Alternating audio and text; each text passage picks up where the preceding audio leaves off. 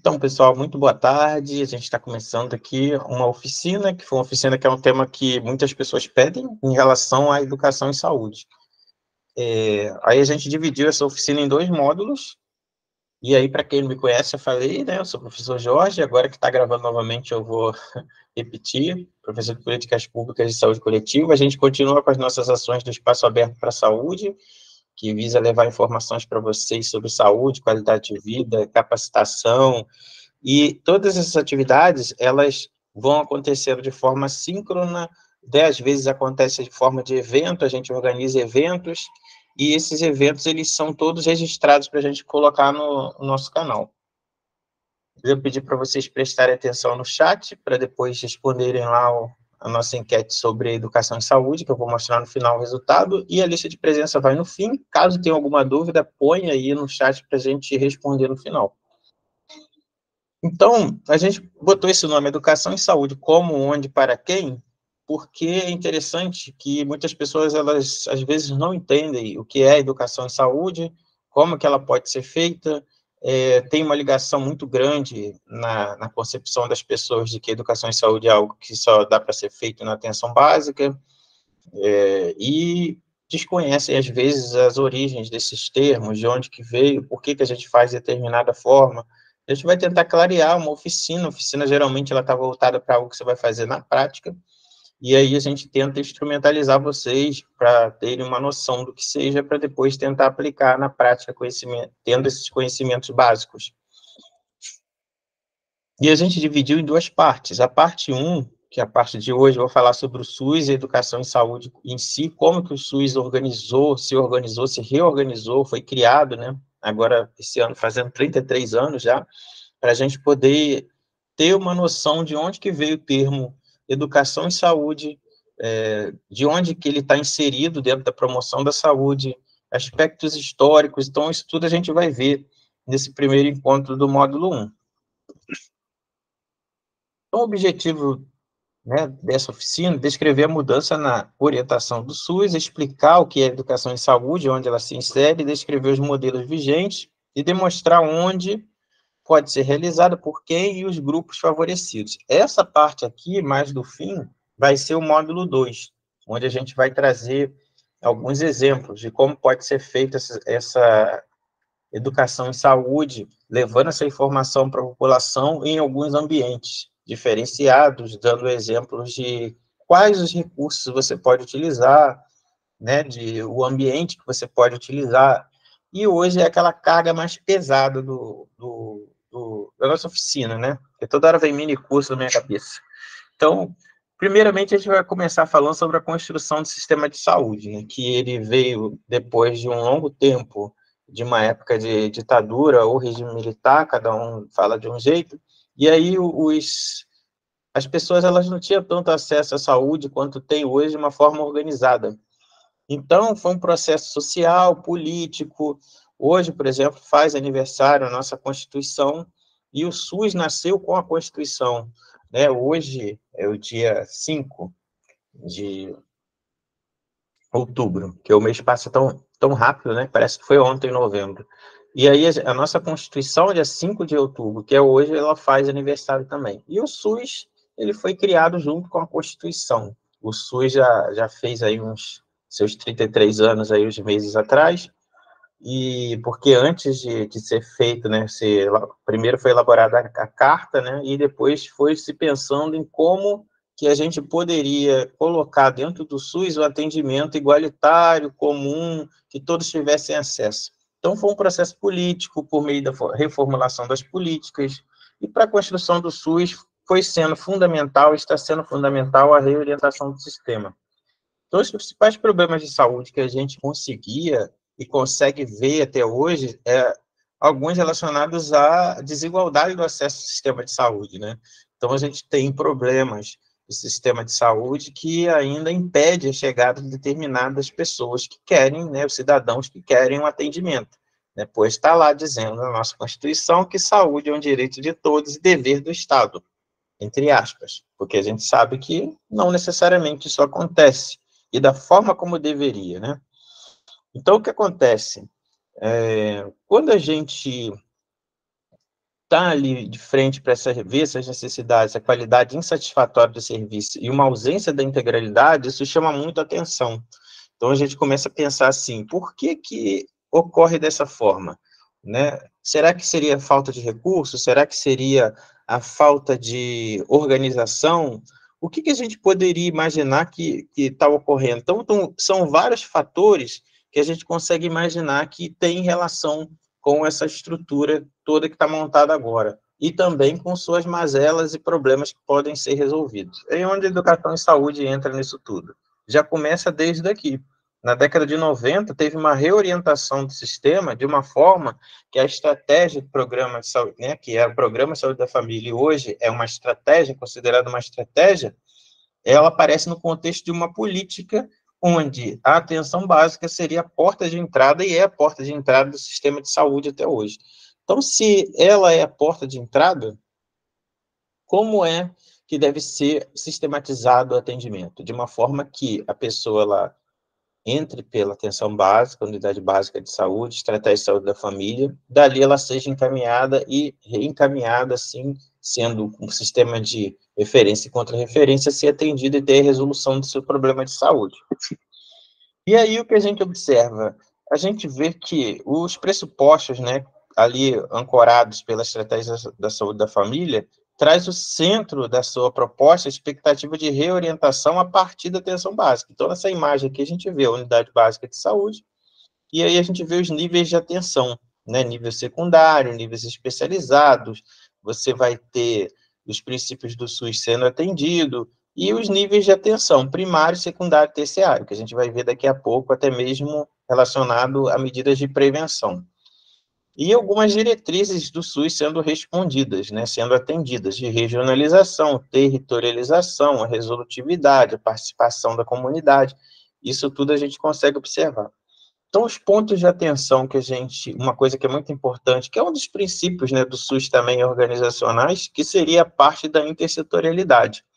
As pessoas não falam muito da intersetorialidade, mas, por exemplo, o próprio SUS, por si só, e numa unidade básica de saúde, não vai conseguir dar conta de toda a educação em saúde que tem que ser feita.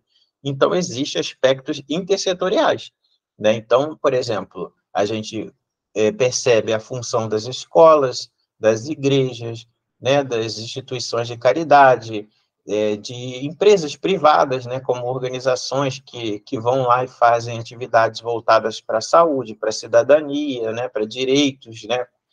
Então, existem as ações de empresas, ação global, ação, né, Senai, e até mesmo quando uma instituição de ensino, por exemplo, da área da saúde, igual a gente faz, vai nas escolas e faz alguma atividade que era para estar sendo realizada pela atenção básica. Então, a gente está fazendo uma intersetorialidade e fazendo educação em saúde. Então, toda essa rede, ela fica ancorada na unidade básica de saúde, e a educação em saúde, ela está permeando todas as atividades. Por meio de quê? Por meio da Política Nacional de Promoção da Saúde, que a gente vai falar um pouquinho daqui a pouco. Então, a expansão da estratégia de saúde da família vem favorecendo a equidade e a universalidade da assistência, né? Ou seja, atender de forma eficiente aqueles que não têm, né, muito atendimento, aqueles que são vistos com um olhar um pouco diferenciado, porque eles têm maiores necessidades. Aí a gente está falando da equidade. E a universalidade, o atendimento para todos, né? Todos que estão no território nacional têm direito ao atendimento. Então, as equipes têm sido implantadas, né, prioritariamente em comunidades que antes eram restritos ao acesso ao serviço de saúde. E assim vem crescendo a estratégia de saúde da família, né, a atenção básica no Brasil. E, consequentemente, crescendo também o uso das tecnologias de educação em saúde. Tecnologias, quando eu falo isso, não quer dizer que você vai usar um aparelho para alguma coisa. Tecnologia é adaptação do conhecimento para você ir para algum lugar, né, chegar a algum lugar com aquela pessoa, do conhecimento dela, construir o conhecimento junto com ela, usando a tecnologia leve adequada às suas necessidades. Então, antes o sistema, na época, né, das NOB, NOAs, que foram reorientando o sistema de saúde, era piramidal. Hoje em dia, a gente já pensa no sistema que está voltado todo para atenção básica, comunidade de referência, ou seja, unidade de origem, E, hoje em dia, a gente já pensa em teias, né, que é trabalhar em teias dentro do sistema de saúde, ou seja, você da unidade básica pode ser encaminhado para uma policlínica, mas você pode ser encaminhado para um hospital, do hospital você pode ser encaminhado para um centro de referência, então isso tudo vai dependendo muito da necessidade do cliente, né, do usuário do SUS. Então, a gente começa a pensar no aspecto da integralidade. Todas essas figuras que eu mostrei para vocês, elas trazem uma ideia da integralidade. Elas estão ligadas à integralidade da assistência, que é a integralidade do SUS, né, que a gente conhece como algo que vai fazer com que todo cidadão ele tem direito ao atendimento em todos os níveis de atenção que ele tem necessidade. Então, por exemplo, aqui no estado do Rio, nesse último mês que acabou, finalmente deram notícias que todos os municípios tinham acesso ao SAMU. Finalmente, tomara que fique assim por muito tempo, né? Porque a gente sabe que não é só ter, também é manutenção. Então, o que acontece? O SAMU é mais uma frente de atendimento, e isso é uma integralidade. E essa integralidade, ela também está contida na educação em saúde. Quando você, por exemplo, vai orientar uma pessoa, você está atendendo ela no posto, ou no hospital, ou no ambulatório, e você vai explicar para ela de uma maneira mais completa possível tudo que ela precisa saber do cuidado dela, né, para ela ter um cuidado melhor possível, individualizado. Então, você pode falar para ela sobre o medicamento que ela toma, como que o medicamento age, quais efeitos colaterais, o que tem que fazer se der algum problema, se tem interações, né, o que pode acontecer com determinada doença, problema que ela tem de saúde, né, os sinais e sintomas, para ela ficar tendo atenção para isso, né. Por exemplo, alguns idosos tomam muito remédio para pressão, tem hipotensão ortostática, levanta e pode ficar tonto e cair, né? Então, orientar como deve levantar da cama, ou seja, um cuidado mais completo possível. Quando a gente fala do cuidado mais completo possível, nós também estamos falando de integralidade, mas aí já não é mais integralidade com a visão do SUS, do sistema operacional, é uma integralidade do cuidado, uma integralidade individualizada voltada para aquela pessoa. E ali também há o quê? A educação e saúde sendo realizada. Então, o usuário do SUS, ele não precisa, muitas vezes, necessariamente se dirigir à unidade de saúde para receber assistência curativa ou preventiva quando você tem uma integralidade, porque o SAMU vai lá, porque você tem um atendimento na sua casa com visita domiciliária, porque você pode também, existe hoje em dia os consultórios móveis. Então, isso tudo são fatores que podem fazer com que a gente aumente aí, né, a nossa integralidade do cuidado, da atenção, e também faz com que a pessoa ela possa ter orientações e educação em saúde em todos os aspectos, em todos os lugares. Uma coisa é a orientação, que você pode dar rápida, mas a outra é a educação em saúde, que é mais complexa e mais profunda. Então, por exemplo, numa unidade de emergência e urgência, você não vai conseguir fazer educação em saúde ali, porque a pessoa ela precisa de um cuidado rápido, porque ela pode morrer. Mas quando você está, por exemplo, no atendimento domiciliar, quando você está fazendo uma visita lá, quando você está numa consulta, né, quando você está num consultório móvel, isso tudo você pode fazer educação em saúde. Então, no caso da estratégia de saúde da família, a busca ativa de casos, né, então a pessoa ela vai até a comunidade, vê, faz educação mediante a visita domiciliária, faz o acompanhamento ambulatorial, né, vê quantos casos você tem ali de algumas doenças que são endêmicas, que podem ficar ali por muito tempo, tuberculose, hanseníase, hipertensão, né, praticamente uma epidemia, diabetes, e o fornecimento de medicamentos. E aqui a gente vê os elementos diferenciais da equipe de saúde da família, diferenciado de uma equipe multiprofissional. Enquanto a equipe de saúde da família consegue fazer uma educação de uma forma mais completa para esse cliente, esse usuário, porque ela é orientada pela promoção da saúde. Na equipe multiprofissional, a visão muito virada para o biológico, né? Cada um fazendo a sua parte ali. Então, a gente tem um enfoque familiar, aqui o enfoque é no indivíduo, um enfoque familiar na estratégia de saúde da família, prática centrada na saúde dialógica, que a gente vai falar muito daqui a pouco, isso tudo aqui, ó, da parte de saúde da família, assistência humanizada, assistência contínua, intersetorial, relações né, horizontalizadas, né, porque não significa que vem de cima para baixo uma ordem, você vai conversar com a pessoa, enquanto que a equipe multiprofissional, você tem aquele sistema todo de encaminha, vai não sei para onde, volta, e aí você não tem cuidado com tanta atenção quanto deveria ter. Atenção que eu digo assim, uma atenção completa, a atenção deveria ser completa, mas a atenção por partes e fragmentada atrapalha o cuidado ao sujeito. Nessa segunda parte agora, desse primeiro módulo, a gente vai falar de um breve histórico da educação e saúde e a relação dela com o SUS. Então, a educação e saúde, por definição, se constitui um conjunto de saberes e práticas orientadas para a prevenção de doenças e promoção da saúde. E ela se ocupa de métodos pedagógicos para transformar o comportamento e a saúde das pessoas. Aqui tem alguns elementos-chave que a gente tem que destacar. Métodos pedagógicos e transformar comportamentos. Então, se você observar, a educação em saúde, por definição, traz no nome, né, na definição dela, alguns conceitos que são muito individuais. E é um recurso no qual o conhecimento cientificamente produzido na área da saúde atinge a vida cotidiana das pessoas, uma vez que compreende-se o processo de saúde e doença. Aí é interessante um texto que eu sempre falo para os alunos lerem, um texto pequenininho que eu fiz há muito tempo, eu não sei, depois eu posso deixar de acesso para vocês, que fala do processo de saúde e doença. O nome já diz, é um processo, é algo dinâmico, não é algo que é concreto. Toda hora vai mudando ao longo dos anos. Então, antes o estresse não era doença, hoje o estresse é considerado, de certa forma, doença. Né? Antes, as doenças mentais eram tinha que ter exorcista, porque a pessoa estava possuída por algum demônio. Hoje, as doenças mentais, elas são descritas e entendidas em livros, né, de saúde mental. Antes, a saúde mental não tinha muito valor, piti, brincadeira, e você não tem nada. Hoje, você sabe que o peso que dá para a saúde mental é muito maior.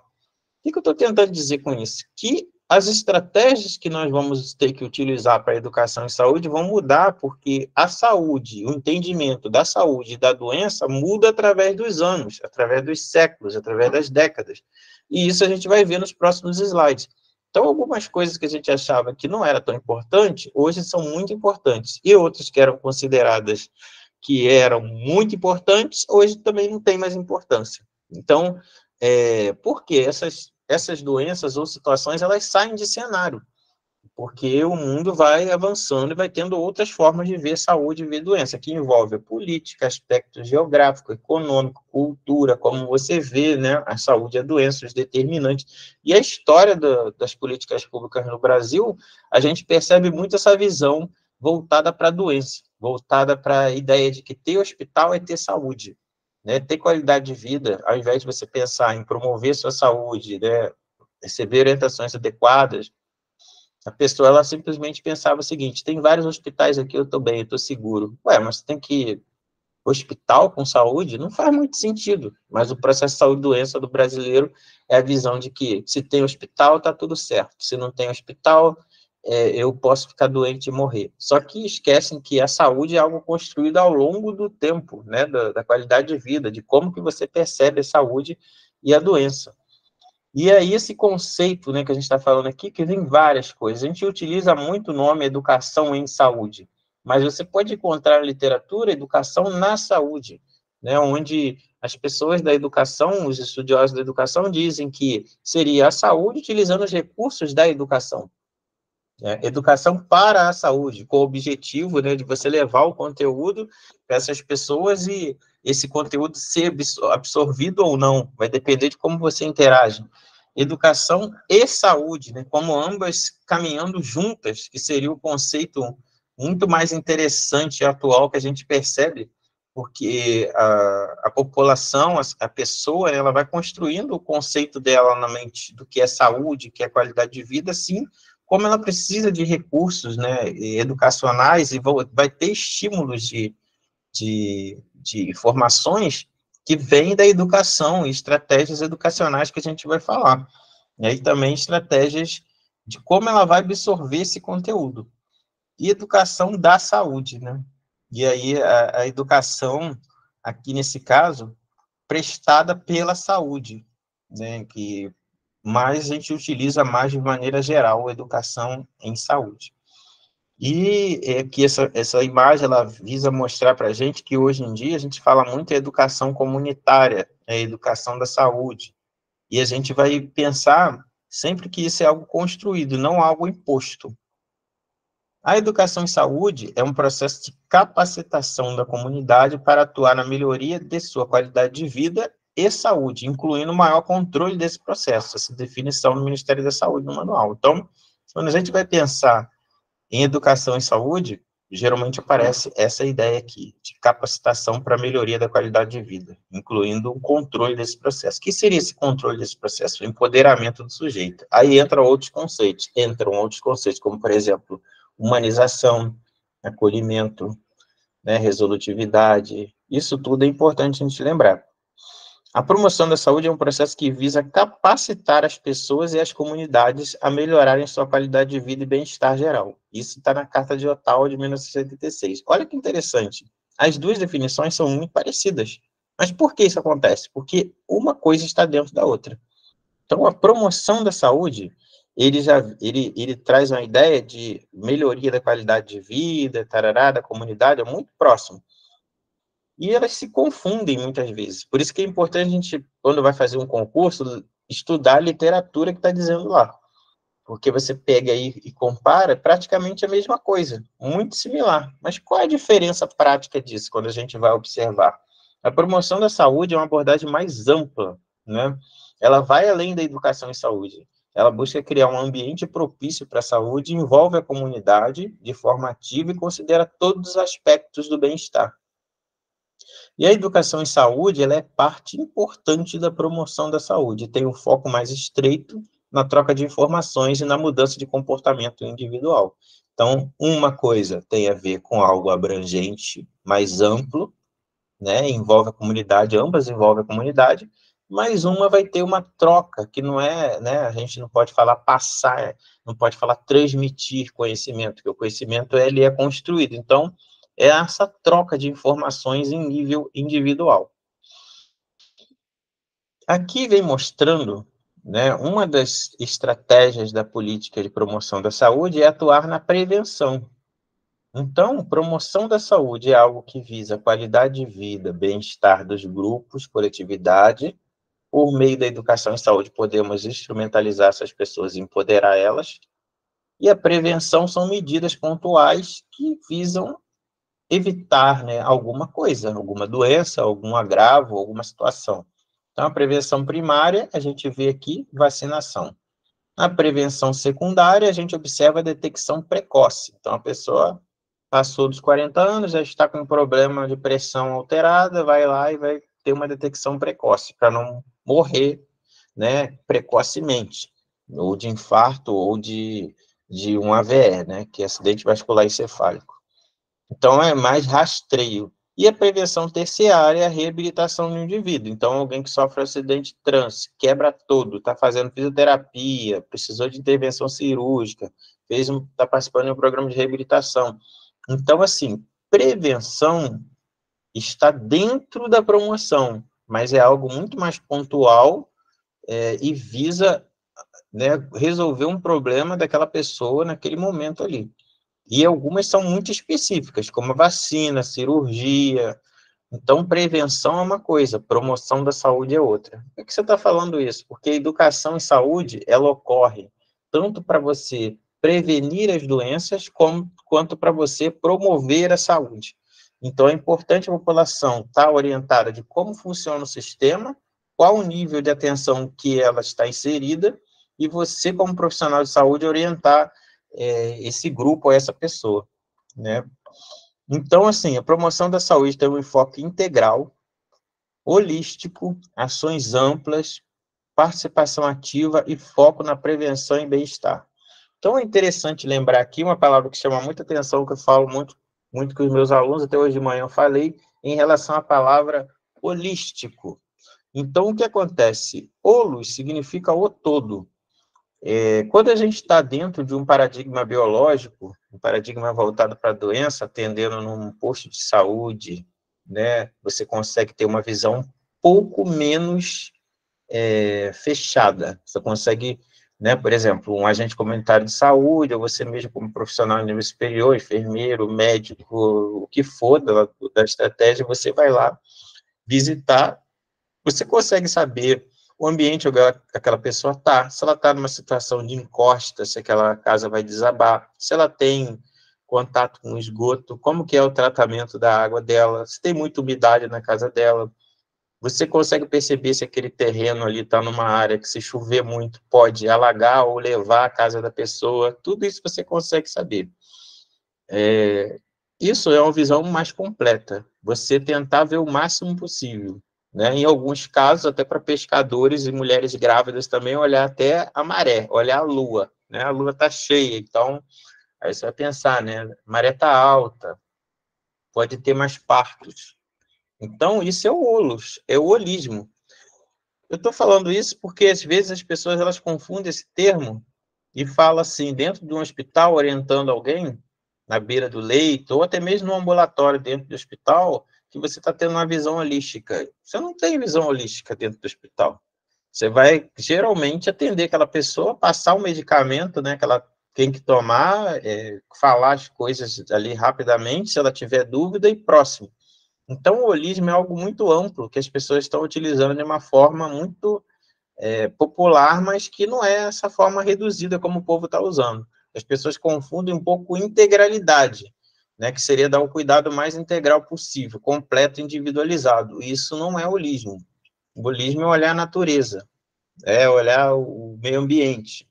E isso é importante para a educação em saúde, porque quando a gente olha o meio ambiente, olha onde a pessoa está inserida, olha a história de vida dela, você já está mais ligado à educação popular em saúde, que você vai conhecer esse indivíduo e saber ali das histórias de vida dele, né, onde ele está, o que ele está acostumado a fazer, né, qual o conhecimento popular que ele utiliza para se tratar. Então, isso tudo é importante. Outra coisa é a educação, né, quando a gente tem a participação ativa nessa educação em saúde, onde o sujeito ele vai trazer as informações do que ele já faz e a gente vai discutir com ele algumas ações que ele possa melhorar ou não, e evitar impor a sua opinião, impor o que é o protocolo. Então, a educação em saúde leva informações, mudança de comportamento individual, métodos de ensino, foco na conscientização. E a promoção da saúde, olha que interessante, ó, já traz um conjunto de políticas, planos e programas com ações que podem ser individuais e coletivas. Está vendo por que as definições se confundem? Porque uma coisa é ampla, que é a promoção, e a educação está dentro da promoção. Então, as pessoas que elas estão participando de uma ação de educação em saúde, elas estão cumprindo ali, né, os profissionais estão cumprindo a política de promoção da saúde, mas o instrumento e recurso, o meio pelo qual está sendo executado é a educação em saúde, que aí vai utilizar seus recursos, né, dinâmicas, terapia de grupo, roda de conversa, grupo terapêutico, então essas coisas todas a gente vai ver depois. O uso de aplicativos, né, que hoje em dia está sendo bem utilizado. Então, a promoção é compreendida de uma forma mais abrangente. Então, promover a saúde é bem mais do que prevenir doenças. Então, a gente sabe que os saberes e práticas de educação em saúde foram impregnados de discursos sanitários, que fizeram o uso de estratégias comunicacionais voltadas para o modelo biológico. Então, aquilo que eu tentei explicar para vocês. Tanto que a gente traz uma ideia de que saúde é ausência de doença, e que a doença é algo causado por alguma bactéria, fungo, germe. Então, o nosso paradigma biológico é muito forte na visão do brasileiro de doença. Em algumas culturas, as pessoas não se sentem bem, não vão trabalhar. Né? Eu estou com dor de cabeça, eu estou me sentindo mal, com cansaço muito grande, não vai. Na nossa cultura, não. As pessoas, elas colocam, hoje em dia, máscara, mas antigamente nada. E vão trabalhar. Então, assim, para algumas pessoas, isso não é doença, não é nenhum problema. Enquanto que a gente sabe que saindo, né, de um sistema aí de isolamento na pandemia, o quanto que isso foi grave. Então, o discurso sanitário que eu estou dizendo aqui é um modelo que antes ele era colocado de uma forma assim: evita a doença fazendo isso, isso e isso. Se não fizer, você pode até ser preso.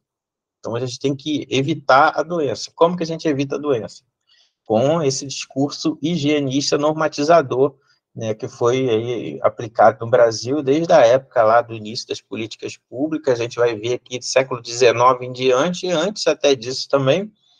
E o que a gente percebe é que, com o tempo, né, a gente viu que essa prática de intervenção normatizadora e prática de educação em saúde voltadas para isso, teve a origem social na prática médica, que era aceita com as práticas de educação, mas que tinha os propósitos ideológicos, políticos e econômicos, né, que eram os grandes portos no Brasil de exportação, tinha muito rato, e peste bubônica, e febre amarela, né, e por aí vai. A gente vai ver isso.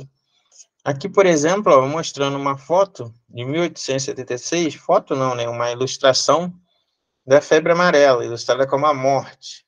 Então, você vê que a quantidade de vetores nos grandes centros ainda era muito grande, né? Não tinha um controle sobre isso.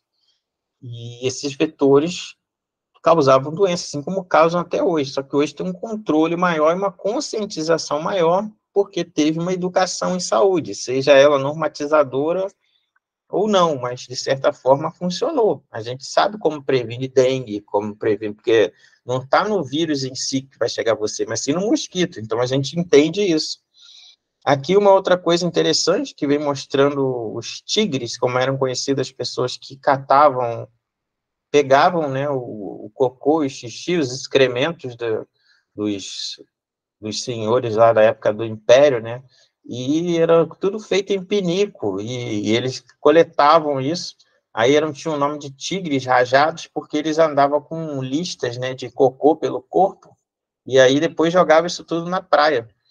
Você vê que desde aí já começaram a ter essa prática horrível, né, que até hoje a gente continua fazendo isso, né? Emissário submarino e muitas coisas. Às vezes tem tratamento de esgoto, e nessa época aí, 1700, 1600, e por aí, as pessoas acreditavam que os gases podres do chão causavam doença, né, que eram chamados de miasmas.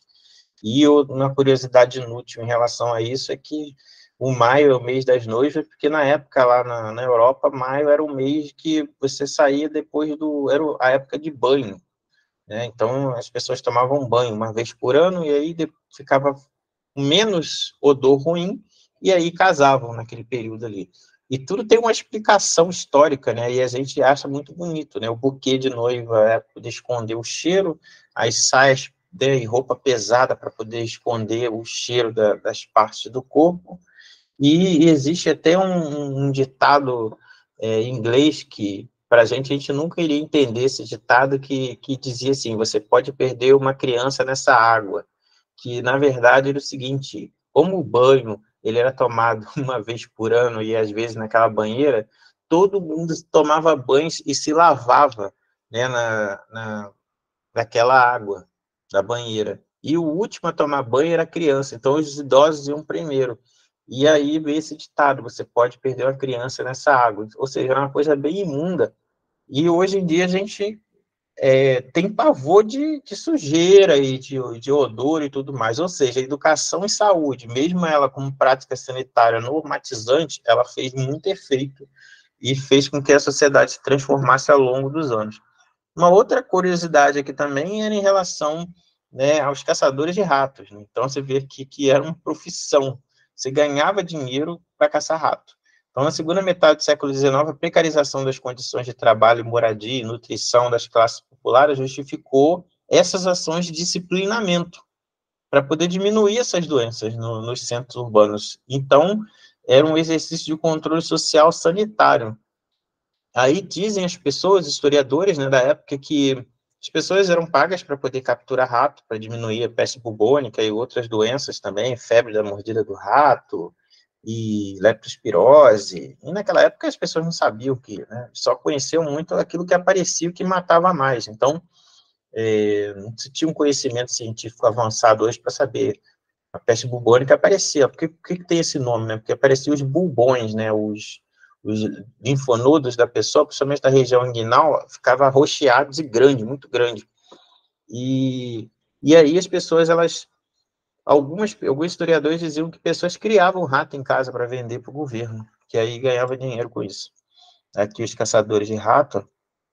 E aqui uma ilustração muito interessante da época da revolta da vacina, porque a polícia sanitária, né, você tinha que era obrigado a tomar vacina e também obrigado a fazer várias coisas que antes foi mudando o perfil dessa população. Então, você joga os dejetos onde? Não pode. Ó, essa água aqui, de onde veio? Tem que ferver, tem que tratar a água de uma outra forma. E assim foi, né, o processo de sanitarização. Foi modificando até a gente ter uma segurança hoje nas nossas vidas. Então, no Brasil, século XIX, o discurso sanitário segue a tendência europeia, se concentrando nas cidades, hospitais. Os hospitais eram locais que era considerado hospício, prisões e escolas, né, que despontam como espaço de atenção. Então, nesses locais, a gente tinha a parte da orientação, né?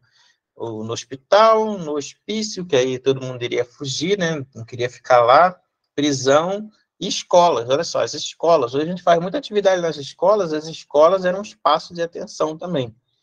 E aí fazia-se muita educação ali. E aqui uma outra ilustração icônica, que toda hora a gente vê isso nos livros e na internet também, como que o Oswaldo Cruz foi limpando as favelas, né, com medidas de higiene.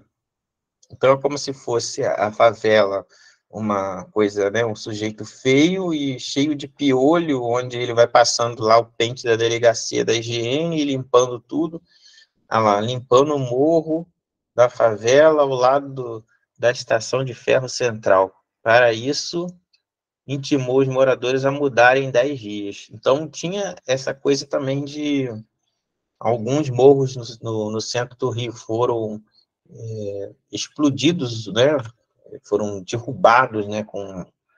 E aí essas pedras foram fazer o aterro do rio e outros locais também. Aqui em Niterói, muita parte também foi aterrada com pedras, e era para diminuir os morros nos centros, que se acreditava que ia ter menos aglomeração, menos chance de ter doenças naquela área. E lembrando que a importância era os portos, né, para poder dali sair os navios, os grãos não irem contaminados, nem ter nenhum problema de rato, e as pessoas continuarem comprando do Brasil. Então, a gente tinha a situação caótica de persistia febre tifoide, febre amarela, varíola, peste bubônica, né, e a população de ratos e pernilongos e vetores só se multiplicavam. Então, foram organizados aí os dois médicos, né, o Emílio Ribas e o Oswaldo Cruz, começaram essas campanhas que a gente ilustrou aí. E, em virtude da necessidade de domínio das epidemias, né, o controle delas, a gente precisou fazer isso por causa do controle da agroexportação, como eu já falei, e desenvolveram as práticas sistemáticas, normatizadoras. Então, no início da década de 60, com o advento da medicina comunitária, começou a ter a participação da comunidade para a solução de problemas de saúde. Então, começa-se a visitar essas comunidades, saber o que você faz, o que você pode ajudar, né? Então, ver assim, o conhecimento e envolver essa população. Mas ainda era uma coisa muito normativa, né, e verticalizada. Na década de 70, surgiram movimentos que buscavam romper com a tradição autoritária e normatizadora da relação entre o serviço de saúde e a população, destacando-se o movimento de educação popular e saúde, que depois isso voltou à tona nos anos 2000, e todo mundo falando muito disso, educação popular e saúde, papapá, papapá, mas esse movimento já existia desde a década de 70, que é valorizar a pessoa que está ali sendo atendida pelo sistema de saúde. Ela tem conhecimento, né? Ela tem alguma bagagem histórica e ela, de certa forma, não pode ser menosprezado esse conhecimento, né? Tem que ser ouvida e você construir ali o conhecimento junto com essas pessoas. Então, a educação popular e saúde tem priorizado a relação educativa com a população, rompendo essa verticalidade e a relação profissional usuário, né, que é sempre muito de cima para baixo. E aí uma ideia mais horizontal, que eu falei para vocês.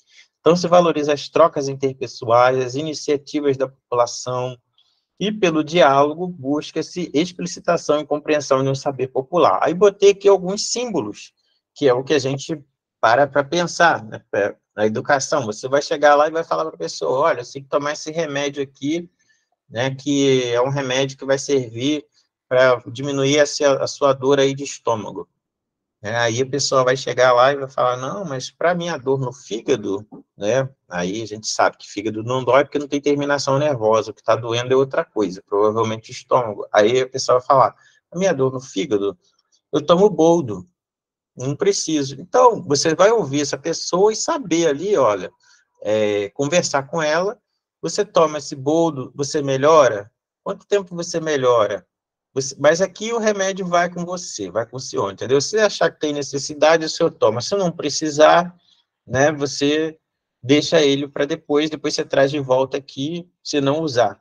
Então, assim, esse é o conhecimento popular somado ao que a gente já tem da medicina alopática, e não você chegar e falar para a pessoa que ela tem que fazer aquilo ali. Algumas pessoas vão aceitar, né, outras não. Então, é importante a gente ter esse conhecimento que existem, por exemplo, rezadeiras e benzedeiras, né, existe ali a troca das ervas, o conhecimento popular passado de geração em geração. Então, esse diálogo, ele é importante nessa troca de informações. A gente não pode negar que existe um conhecimento popular, né, até porque antes, quando não existia nada de atendimento de SUS, e as pessoas conseguiam sobreviver. Uma erva tal mata verme, né? A erva tal diminui a minha dor, a erva tal serve para digestão. Ah, quando eu estou me sentindo mal de espírito, né, de uma sensação estranha, eu não consigo dormir bem, estou me sentindo muito inquieto, vou na benzedeira, resolve. Então, as práticas populares, elas sempre existiam, não vão deixar de existir. O problema é que a gente tenha perdido a tradição delas, né? Por causa em detrimento disso, de você chegar e achar que a solução está numa pílula, né? Está numa cápsula. Então, assim, a gente tem que tomar muito cuidado com isso. E aí entra a educação em saúde de novo, o empoderamento da pessoa, né? Então, por exemplo, muitos velhinhos adoram ficar tomando cálcio para tudo quanto é lado. A grande pergunta que você tem que fazer para esses idosos é: você tem algum antecedente na sua família de osteoporose? Você sofre, né, na família, alguém já sofreu, né, de queda, quebrou osso com facilidade? Porque a osteoporose você não precisa nem cair, né? Dependendo de como você faz a angulação ali do seu corpo, o osso já quebra.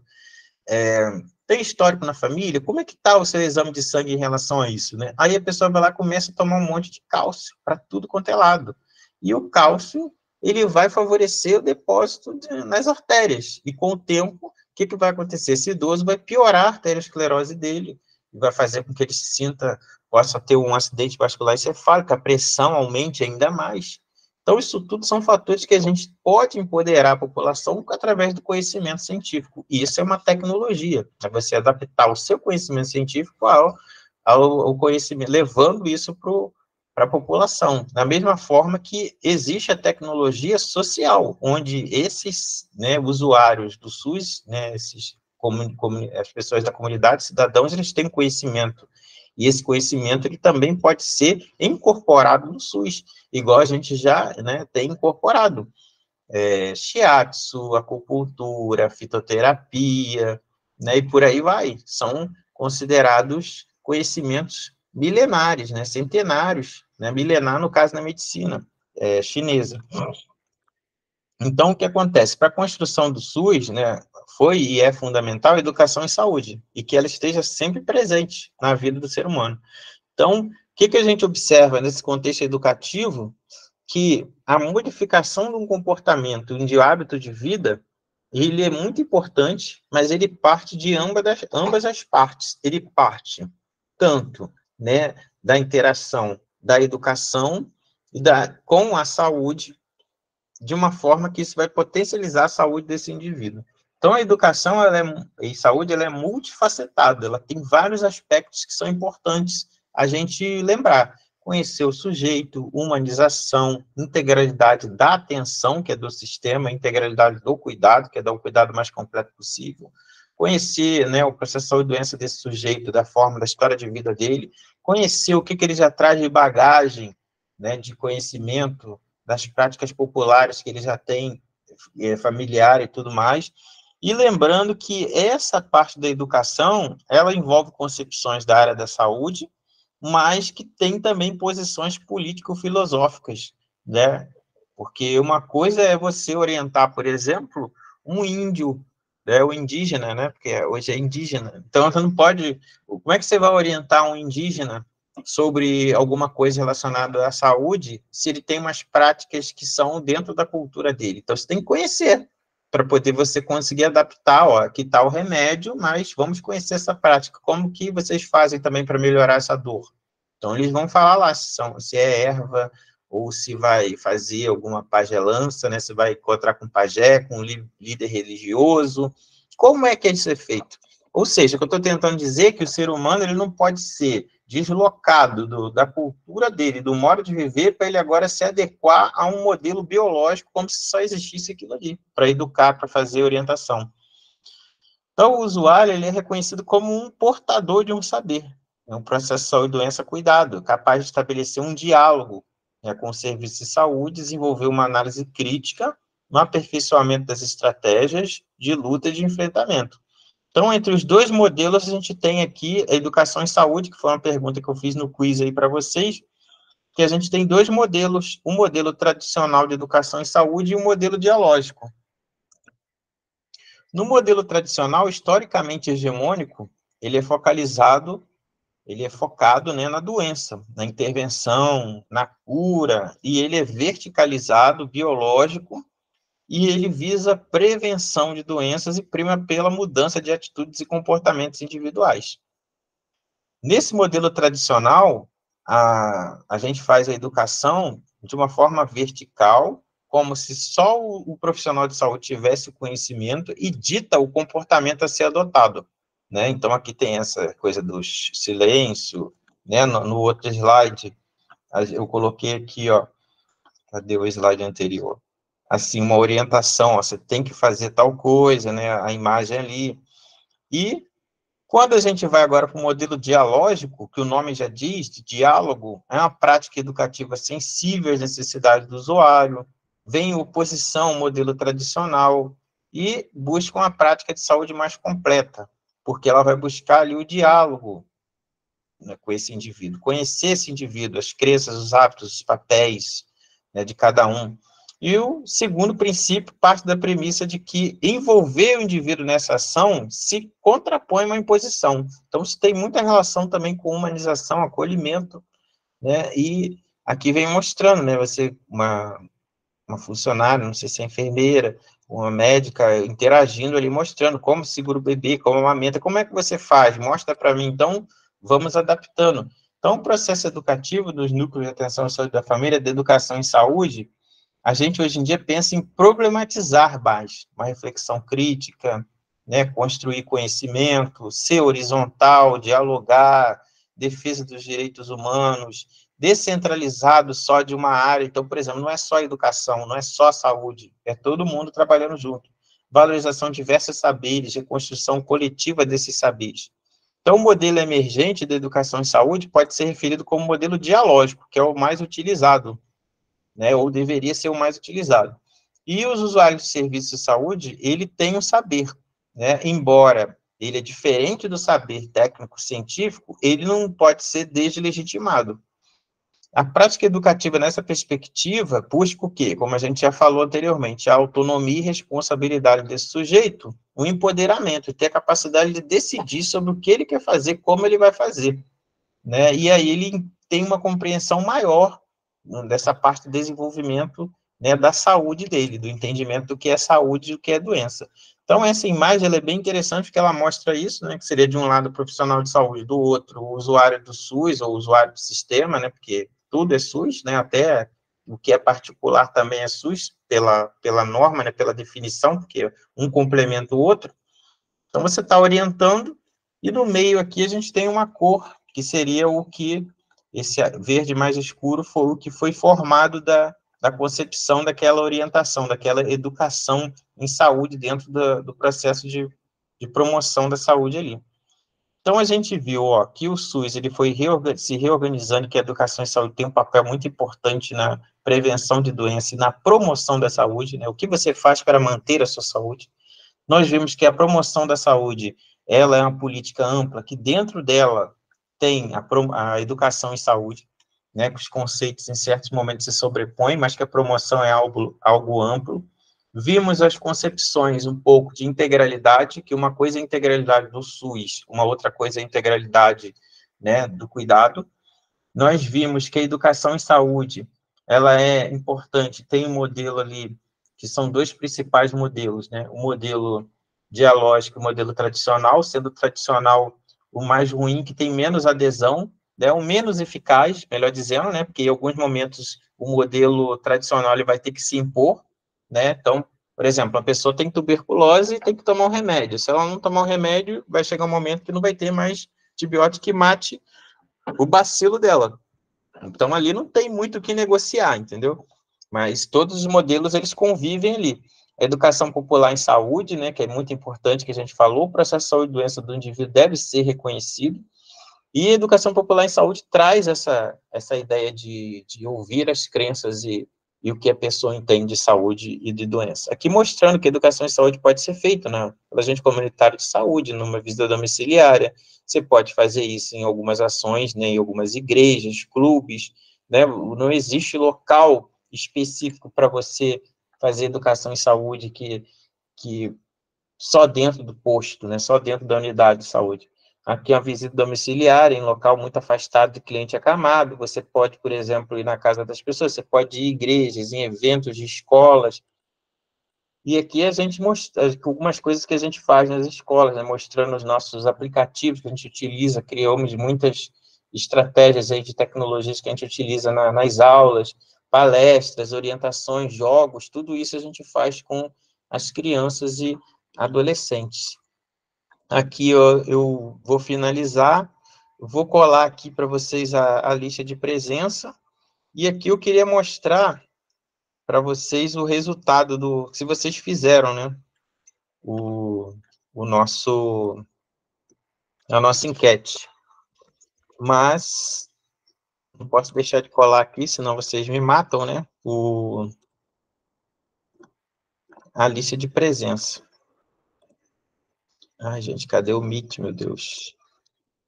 Era para ser uma coisa rápida. Ocultar. Pronto, agora acho que vai. Interromper compartilhamento.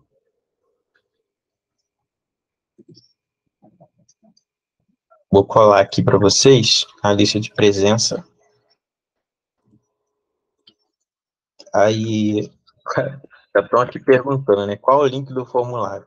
E aqui eu queria mostrar para vocês, aí salva aí, ó, vocês vão ter até 1 hora para poder responder isso, não precisa se preocupar, deixa eu fazer um print aqui para poder a gente divulgar também nas redes sociais, agradecer a Rebeca, Gabriela, Juliana, Samuel, Lohane, e quem respondeu a nossa atividade, que foi interessante aqui, ó, já participou de alguma ação de educação e saúde, né, aqui ficou meio a meio, 5 como ouvinte, 5 como profissional, né, a gente teve aqui também, você já participou de alguma oficina de educação em saúde, né, que igual essa que a gente está falando aqui, aí a maioria não, né, mas algumas pessoas participaram.